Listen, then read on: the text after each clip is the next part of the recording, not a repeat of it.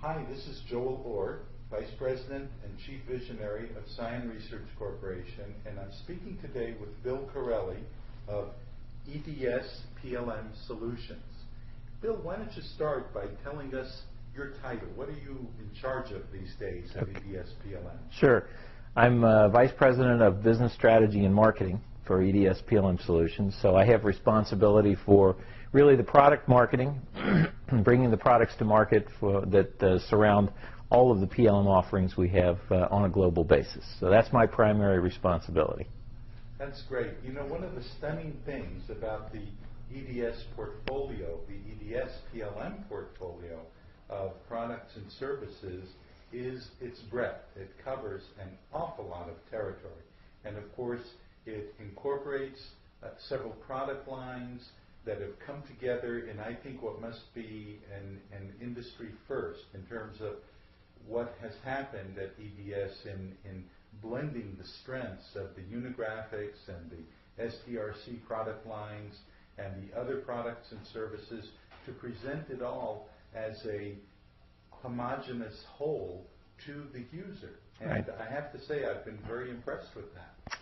It was no small task, and there were a lot of sleepless nights, as you can imagine, early on as we came up with what we felt was the right strategy going forward. And, you know, it would have been easier in many aspects to pick a particular product from the different areas of UGS or SDRC and basically use that product going forward and eliminate another product. But we really chose to keep the user in mind here by keeping both communities moving forward simultaneously and providing an avenue of integration. And I think we've come a long way in the past 12 to 18 months in really delivering that to the marketplace. We're very proud of what we've done to this point in time.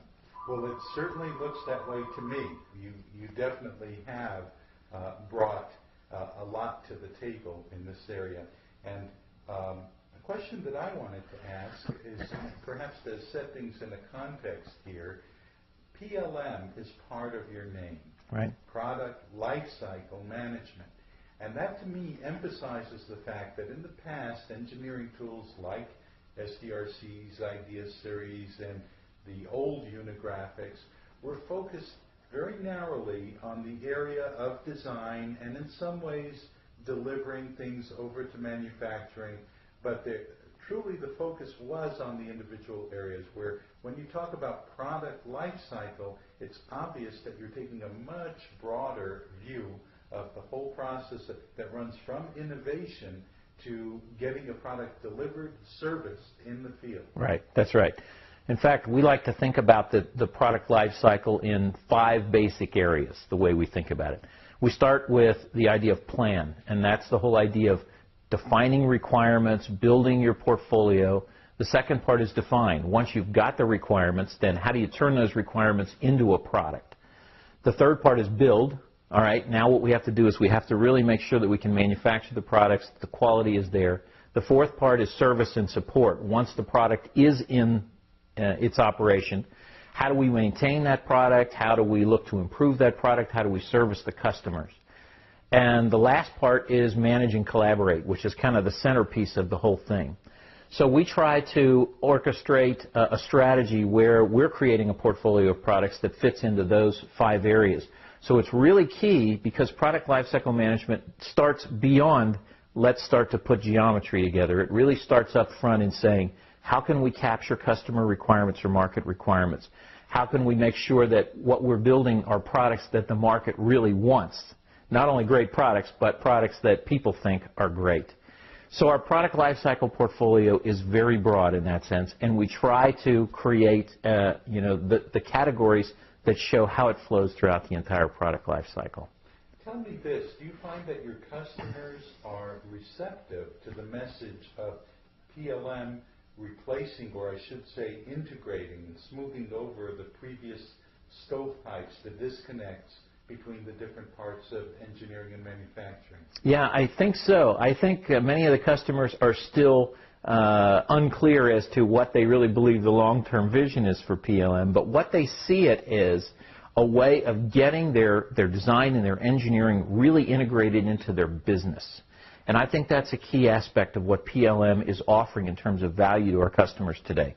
They see this as really saying, what you're doing is you're tying my engineers, my intellectual assets about my product into my business model and allowing me to really leverage that in a broader sense to help the performance of my overall business. And I think that's a key. Well, you know, that brings up a very interesting question, because you're talking about the intellectual assets that are residing in the heads of your designers and engineers. Right. While Hans Moravec of CMU has been talking about downloading human personalities into machines, we're not quite there yet. So what do you recommend, what are you doing to help your customers who have engineers walking out the door every day? What happens to what they have in their head, and what sorts of tools are you offering them to help with that situation? Right. Well, we're investing heavily in this whole idea of really knowledge-driven automation. That comes out in a couple ways. A couple of technologies are our knowledge fusion technology and our wave technology.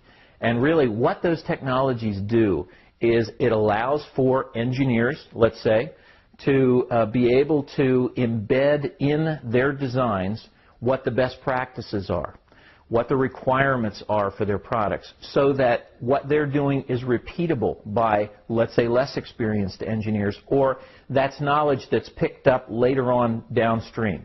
So companies are really able to make changes to parts with knowledge that ripples through that design because the knowledge was embedded early on, or they're actually able to build templates of how a specific best practice might occur within their company. So their most experienced designers and engineers can really build best practice templates that less experienced people or people down the road can begin to leverage, and that can help guide their design process and really create more efficiencies and lead to greater innovation. If I were a manufacturing company executive today, I'll tell you that to me would be very exciting, because I know that where my future lies is in innovation, right, and in my ability to deal with it quickly and to turn very quickly in response to market demands. And so the whole area of knowledge is a very exciting one, and I'm glad to hear that you're putting such effort into it. We're investing heavily into it, and of course it all plays back to innovation, like you talked about. And innovation is really about how can we find the best ways to free up the time of the engineers, the designers, or the people involved in various aspects of the product lifecycle, to be creative. How can we deliver to them the information they need to build their experience and allow them more time to put their own creativity into it? And that really is the future of engineering. I mean, we've been trying to really address that for years. How do we allow the engineers to think less about what they're doing and think more about how they want to do it, or the products that they tend to create? So it's more than just putting lines on paper. It really is saying, how do I build the best product available and engage with my suppliers and my customers in meeting the market demands the best I can?